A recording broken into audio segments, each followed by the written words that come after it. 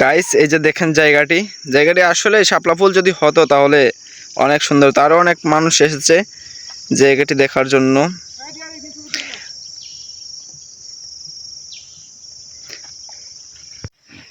এই সব বাগানি ভক্ত, কি অবস্থা সবার?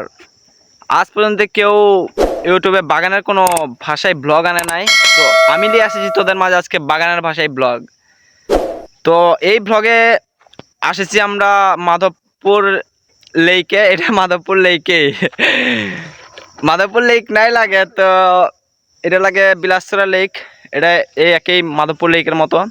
তো জায়গাটা আসলে অনেক সুন্দর, আর আমি দেখ ঘুরে ঘুরে ভিডিও করছি।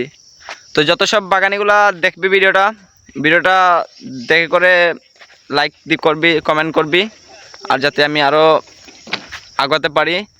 দেখছি আমি কেমন ঘুরছি আর চ্যানেলটাই সাবস্ক্রাইব করে দিবি কেমন।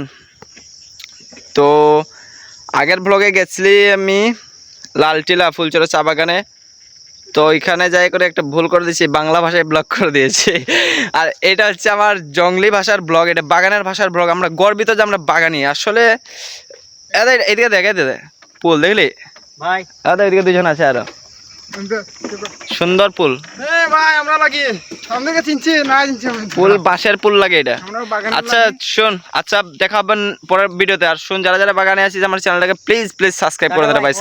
1000 সাবস্ক্রাইব করে দেবে ভাই। তোদের কাছে আমি কৃতজ্ঞ থাকবো, চিরকৃতজ্ঞ। আমার ছোটবেলার স্বপ্ন আমি ইউটিউবার হবো। রাখে দিচ্ছি, বাই বাই, টাটা।